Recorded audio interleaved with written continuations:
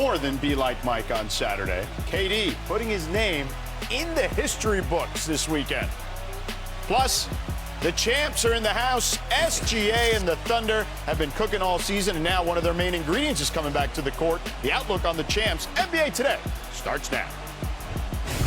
Hey, don't look now, but the Lakers have won 9 straight games. The last time they strung together a win streak that long, the 1920 season, on their way to their last title. The win streak has been fueled by Luka Doncic, who's become the first player with 30-plus points in 9 straight wins in NBA history. Luka and the Lakers' magical march continued on Saturday night as they went streaking in Orlando. There's Luka and the crew visiting the Magic. Paolo Banchero, then Austin Reeves in transition with the finish. Austin Reeves getting in on the act. Look at LeBron fired up. Under 2 minutes to play in the second, Lakers down 6. Doncic, a contested triple. Doncic with 24 in the first half. Lakers trail 65-62 at the half. Now we get into the third quarter. Lakers down 4. Doncic at the free throw line. And look at this exchange here with Goga Bitadze. Yeah, there's a little smoke there. So Luka gets his 16th technical. It's rescinded by the league. Shocker. So he avoids a 1-game suspension. Fourth quarter, under 2 minutes to play. Banchero, tough bucket inside. Magic up 3.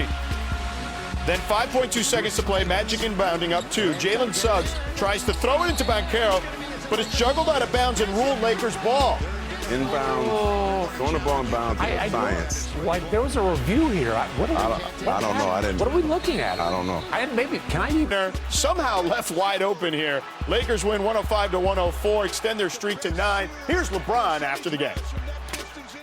That's how it's supposed to go. Missed call, and obvious missed call. Missed the call, and turned out the best for us. We were able to hit a 3. Great play calls by Coach St. James. JJ drew him up. Marcus made all the reads, and Luke left Luke wide open. One of the best shooters in the NBA, so just try to do my job. In there. All right, Lakers improved to 22-6 in clutch time this season, easily the best record in the NBA.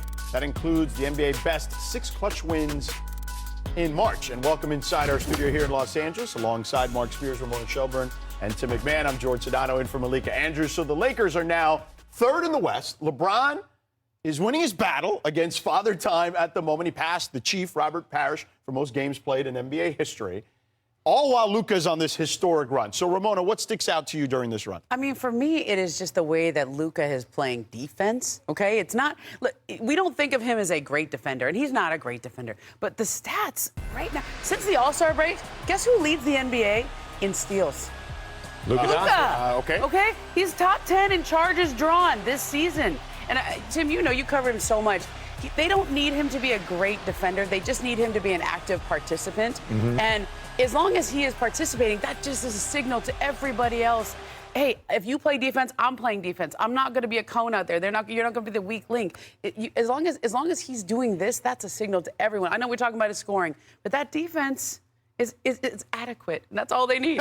Well, and the scoring you expect. Yeah. He's the best scorer in the league right now, leading the league in scoring again. He has the ability to contribute on defense. We've seen it in Dallas, the year they went to the finals, the year they went to the conference finals. And participate is the exact word Jason Kidd used to use, but Luka has he's big, he's a basketball genius, he has great instincts, he has great hands, he's extremely strong. And JJ Redick will tell you, believe it or not, Luka on ball, analytically, he has the best numbers as an on-ball defender in the Lakers rotation. Now, you might say that's damning with faint praise, but they are holding up on the defensive end, dominating on the offensive end. Yeah. And a big part of that is the pecking order is clearly established, and LeBron James is absolutely thriving in this less is more, third option, reduced role. I mean, we're talking about a guy who, in terms of average touch time, our guy Stats Williams gave me the numbers.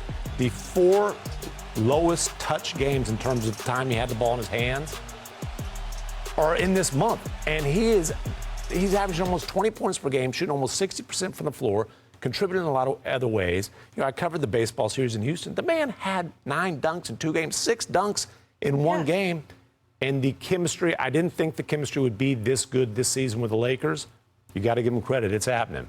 Well, first of all, respect to LeBron James for moving up the ladder on something else. But I want to give respect to Marcus Smart. You know, he's had this old school approach. Yep.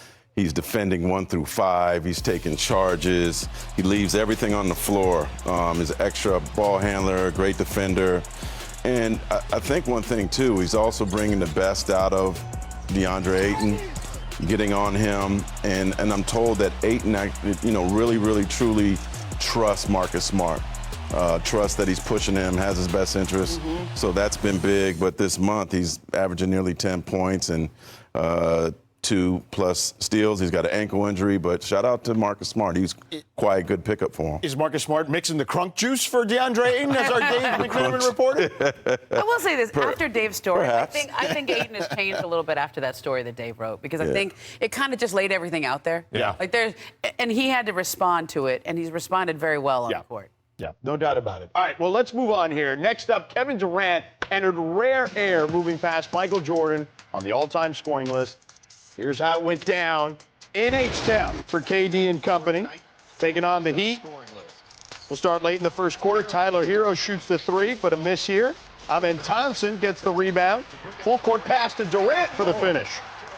24 points away. 5 minutes left in the second. Durant gets the ball at the top, cuts. Inching closer. Early in the third, Reed Shepherd kicks to Durant. Durant Way out there. nails the 3. 2 minutes later, Thompson to Durant. How many of those points have been on mid-range shots just like that? So many.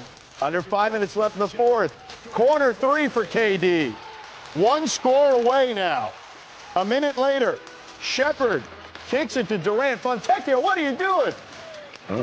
Durant hits the bucket there. Surpasses Michael Jordan, 5th on the all-time scoring list. Durant, 769 25-point game of his career, also tying MJ. Back to the game here. Rockets trail by 1. Watch this. KD throws one up. Amen Thompson with the putback and the game winner for the Rockets. They needed that. A historic night for Durant, beating the Heat by 1. Here's KD after the game. KD with Vanessa Richardson on Rockets TV. So now, top 5 scorer in NBA history for KD. What's next on the list? Kobe Bryant. Durant is 1,350 points away from passing Bryant for number 4 on the all-time list. So, Mark, what's your reaction to KD? I had the pleasure of watching this guy close up for 3 years in Golden State, and I don't know that I've seen a more talented offensive player in this league. If he misses, it's not because you play great defense. It's his fault. He just missed. You know, he's like a ballet dancer. He's just so smooth. The dude's 7 feet tall, shooting in the post, shoots threes, skilled. I want to know who was like his original coach who told him to do all these things at his height. Shout out to him. Maybe it's his pops. But it's been a joy to watch everything he does with such ease. I mean, you said it. He's a 7-footer. I don't think he's listed at 7 feet. No, but purposely. Well, he doesn't want to be listed. And that's the thing that always jumped out at me. Is like I would stand there and watch him, and he'd stand next to a guy who's listed at 7 feet. I was like, they're the same height, but he's not playing like the other guy. He's playing like a guard, and I think he's the first one of these players, 7 feet tall, can score in the mid-range, has guard skills, 3-point shooting. I mean, he's been around a long time, and I know he named Porzingis the unicorn, but I think he was the original unicorn here with this skill set. And where would he be on this list if he hadn't missed so much time due to injury? Oh, over his for sure. career? He'd be higher. He'd be at least surpass Kobe at this point, one would assume. Tim, the internet is not a kind place, right? And there's a lot of takes, and Kevin gets involved in some of those takes. Oh, sometimes. does he have Wi-Fi? He gets involved in some of those takes. But I will say this. I do believe the internet has this wrong. To me, he's underappreciated considering how good a talent he's been as an individual scorer and what he's been able to accomplish. I think Kevin Durant would do himself a service not to worry about that discourse, which he's done over the course of his career, including, honestly, this week after they blew out the Hawks. It had been a rough stretch for the Rockets. He comes in there and he asks the media, hey, how are the vibes? How is the body language? Basically, I hear it.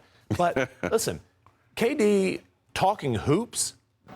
Love this guy talking hoops. Oh, yeah. Monday night, they have a terrible performance offensively against the Lakers. And he comes in and basically says, Me having the ball in my hands at the top of the floor in crunch time isn't working. Got to do something else. Maybe I need to stand in the corner and space the floor.